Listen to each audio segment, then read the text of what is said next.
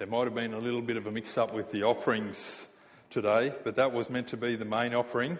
So if you weren't prepared for that, certainly talk to the deacons afterwards and they can sort out your main offering. But today we're going to look at a passage in Luke chapter 23. And I've termed it the guilty released. The guilty released and the innocent put in prison, locked up and crucified. You know, and I'll ask the deacons if they can hand out those slips now. We're going to carry on with our biblical beliefs study. And one of them is that we believe not only in the death of Jesus, which we're celebrating today, but we believe just as much in his life and just as much in his resurrection. And we're going to see today the importance of his perfect life. That was important because he needed to pass his righteousness on to you. We're not going to follow these notes exactly today, but you can have them for extra notes and be ready if you want to share that with somebody else that wants to have a study on this subject. But the passage we're going to look at today is found in Luke chapter 23. And it begins in Luke chapter 23 with "Then the whole multitude of them arose and led him to Pilate." This was the Jewish council. They had tried Jesus by their own methods and they had found him guilty by unfair methods, and now they were taking him to Pilate because Pilate, being the governor of Judea, he was the only one who could actually issue the death decree. The Jewish people, the Jewish council as a nation, they couldn't do this, so they needed to accuse Jesus before Pilate to get this death decree brought about. And so we find them here taking Jesus to Pilate. And in verse 2 it tells us, "And they began to accuse him, saying, 'We found this fellow perverting the nation and forbidding to pay taxes to Caesar, saying that he himself is Christ the King.'" Now, what's really interesting is what Jesus was accused of. For a start, they don't even call him by name. When it says in our versions, "this fellow," the word fellow has been inserted to help us to understand, but there's basically this thing. Shows so much disrespect to Jesus before Pilate and don't even call him by name. And they says, this person has been perverting the nation. In other words, he's been leading the nation away, and not only doing that, he's actually forbidding that we pay taxes to Caesar. Now, they'd actually tested Jesus beforehand about paying taxes. And what did Jesus respond with? "Show me a coin." And they showed him a coin and they said, "Whose head is on this?" And he said, "Caesar's." And Jesus was basically saying, if you're going to deal in this currency, then you need to pay taxes to this currency. But you also need to pay to God what is due to God. And so they accused him of perverting the nation, of leading the nation astray, of not paying taxes to Caesar, and also of saying that he, in fact, is Christ the King. Which he was. He was indeed that.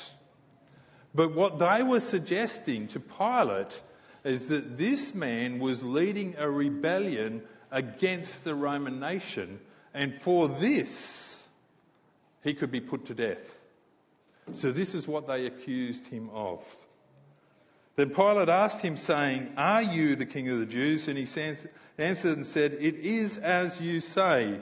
So Pilate said to the chief priests and to the crowd, "I find no fault in this man." Now this is interesting that Pilate finds no fault in this man, because Pilate, and Matthew records, that Pilate realised that these guys were just envious of Jesus and they wanted to put him to death.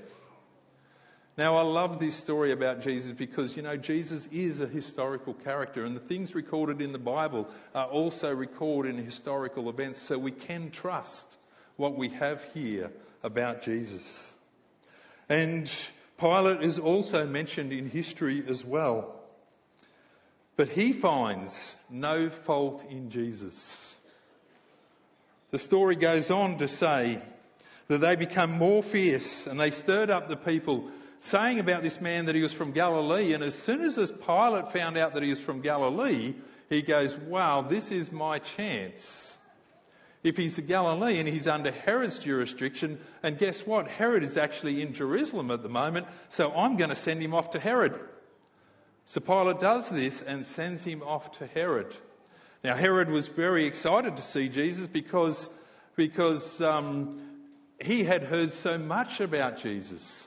He'd heard the miraculous signs and wonders that he did, and he even wondered whether he was John the Baptist reincarnated. So he was sort of like, I want to see this guy. And when he saw him, he mocked him. But he also, we find later on, that he found no guilt in Jesus. And the reason I'm looking at Luke's account of this today, because this is actually mentioned in the whole four Gospels. But the reason I'm looking at Luke's account, because Luke more than anyone brings out the innocence of Jesus. And 5 times in this one passage it's mentioned that Jesus was innocent. That he found no fault in him. He knew what they were up to, and they were revealing their true character by how they were vehemently opposing Jesus. And the reason why Pilate didn't want to accuse him, one of the reasons why he didn't want to accuse him, is because his wife, and this is found in Matthew's account, his wife had given him a warning about Jesus and said, I had a dream about this guy and that he has no fault in him. You should stay clear from this matter. But he did. He sent him to Herod, and Herod sent him back to him. And so again he says, he called the chief priests together and the people, and he said to them, you've brought me this man as one who misleads the people. And indeed, having examined him in your presence, I have found no fault in this man concerning the things which you have accused him of. Verse 15, neither did Herod, as I sent him back, he sent him back to me, and indeed nothing deserving of death has been done. I will therefore chastise him and release him. This is weird, isn't it? I don't know if you find this weird. If there's no fault in a man, why would he chastise him? And this here is revealing Pilate's character. You know, when we look at Pilate is a guy here that is not a Jew and he's not a Roman.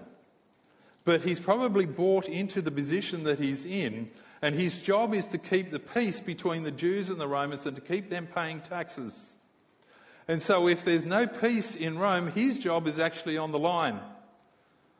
So he's treading very, very carefully and trying to persuade the leaders that, listen, I really can't put an innocent man to death.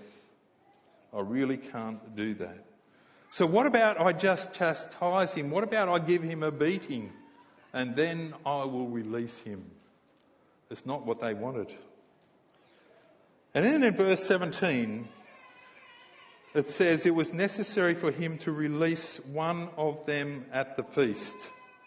Now I just want to think about this for a while, because we're not given much understanding in Luke about what is happening here. But if we would look at Matthew's account, we actually find that at the Passover event, every year there was an opportunity for the Jews to ask for the release of a prisoner. And so Pilate strategically discovers that, hey, there's a man called Barabbas. And he is actually in prison, and he has a cross already made for him, and he is going to be crucified on it. Now, he was a notorious prisoner. He was in prison for not only for murder, but also for rebellion. And the interesting thing that Matthew records that his name, this is in some manuscripts, not all manuscripts record this. Some take it out because they feel that it's not correct to call him this. But his name was actually Jesus Barabbas. Jesus Barabbas. We know that there was 3 people locked up to be crucified. And the crosses were ready, the holes were dug. And here they were, bought before the people Jesus. And Pilate goes, I know a way I could get him out. I'm going to get the worst of those guys, the leader of this rebellion, the one that has committed murder, and I'm going to place him up here, one either side of me. I'm going to put Barabbas over here that has the same name as Jesus. He was also claiming that he was a Messiah and was leading a rebellion against the Romans. But he did it through murderous and terrible ways. And I'm going to put Jesus on this side. And surely they will see the difference between Jesus and Barabbas. Now today, I want us to try and put our minds in the mind of Barabbas. You imagine standing up there on the Praetorium in Pilate's Hall and you know that a prisoner can be released at this time, and you're standing here and over there is standing Jesus. How would you feel if you were Barabbas? Do you think you've got a good chance of getting off? Do you think you've got a good chance of the crowd choosing you over Jesus? I don't think so. And I can imagine Barabbas excited that he was brought up, but when he saw Jesus, he's thinking to himself, what chance have I got to be released instead of Jesus? This guy was perfect. The crowds had followed him. He'd done miraculous signs and wonders all around the countryside, and people were following him everywhere. They're not going to choose me over him to be released. So his head would have sunk, and he would have thought to himself, I have no hope. And here he stands and he hears the crowd. And the crowd begin to chant for Jesus to be crucified and for him to be released. I can imagine him hearing that for the first time going, did I get that right? Are they calling for my release and Jesus to be crucified on my cross? And as it continued, the realisation for Barabbas that he was to be released and Jesus was going to be crucified on his cross. Verse 18 tells us that they cried out at once saying, away with this man, this nobody, and release Barabbas, who had been thrown into prison for a certain rebellion made in the city and for murder. In other words, what Luke is telling us here is that Barabbas was accused of the same crime as Jesus. Barabbas guilty, Jesus was innocent. But they called all the more vehemently. Pilate, therefore, wishing to release Jesus again, he called to them. But they shouted even more. He said, crucify him, crucify him. They said a third time, what evil has he done? I found no reason for death in him. I will chastise him and let him go. But they were insistent, demanding with loud voices that he be crucified. And the voices of these men and the chief priests, they prevailed. The chief priests had got together some of the bad people from the town and really worked them up into a frenzy to get what they wanted. And Pilate ended up giving into it. Matthew records how Pilate went and washed his hands and said, I'm washing my hands of this. He really couldn't wash his hands of it because he had to pronounce that he was worthy to be killed. And they released to them the one that they questioned, who for rebellion and murder had been thrown into prison, and they delivered Jesus to their will. In verse 32 it tells us that there were two other criminals that were put to death at this time, the same time as Jesus. And the two criminals that hung on the cross both made separate decisions. And you know, as I think about this story, I think about Barabbas and I go, wonder what happened to Barabbas. You know, we're not told any more about Barabbas. Why not? You know, there's a number of people in the Bible that we don't actually find out the decisions they made and why and where they went after major events. And I believe we're not told about Barabbas because Barabbas actually represents you and I here today. Barabbas' name, we focused on the first part before, Barabbas' Bar means son of. Abbas means father. He was the son of a father or the son of a master. And you know, every single one of us here are the son of a father, or we're the son of our master, Jesus Christ. And every single one of us can look upon this scene as representing ourselves. A man was released at the Passover. This represented that he was released just as the Israelites were released from bondage in Egypt. And it also pointed forward to when Jesus would release us from the bondage of sin.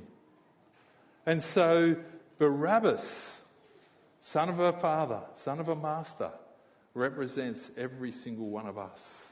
So we can put ourselves in the place of Barabbas. And we can wonder, what happened to Barabbas? Did he stay and watch? Did he think, I better get out of here just in case they change their minds? But just imagine if he stayed to watch Jesus being crucified and he said, that cross, that's my cross. He is dying on my cross. That's where I should have been crucified. I'm the guilty one. Jesus was the innocent one. You know, when we partake of communion today, I want us, and this might be my last communion with you guys, so I want it to be super special, and and it'll only be super special if we actually have these thoughts in our mind, that Jesus died on our cross to set us free so that we can enjoy eternal life with him. So I just imagine. And we have two criminals there. One mocked Jesus, but the other one actually stood up for Jesus. And he rebuked the other one that was mocking him in verse 40, and he said, other answer rebuking him, saying, do you not even fear God? Seeing you are under the same condemnation, we deserve it, he's saying. Just like we all deserve it. But this man has done nothing wrong. And he said to Jesus, Lord, remember me when you come into your kingdom. But Jesus, by dying, won the right back to have us as part of his kingdom. And so him coming into his kingdom was him dying on the cross for you and for me, revealing how much he loves us, revealing how much he cares for us, and revealing how much he wants you to be a part of his kingdom. In verse 43, Jesus gives him the assurance, I assure you today that you will be with me in paradise. This word for paradise is a well-watered garden or a beautiful enclosed garden. It also represents the Garden of Eden. And in the Garden of Eden, we have everyone in harmony with God. What the thief on the cross here is being given assurance of is that he has come in harmony with Jesus. Why? Because he has accepted his sacrifice for him. And he has joined himself to Jesus. Remember me. Today, this is about remembering Jesus and what he has done for us. And the foot washing service that we held after very shortly reminds us of the two decisions that the thieves on the cross, one either side of Jesus, made that day. One accepted the cleansing of Jesus and one didn't. So as we go in to take part in the service of foot washing that Jesus instituted with his disciples, recorded in John 13, I want you to use this time to recommit to Jesus, to accept his innocent life for your guilty life and accept his washing, so that when we come back in after the service of foot washing, that we come back in as new people, really celebrating what Jesus has done for us through his broken body, through his spilt blood, and may that draw us all closer to him. So I want to invite you now to go out. We can go through this door here.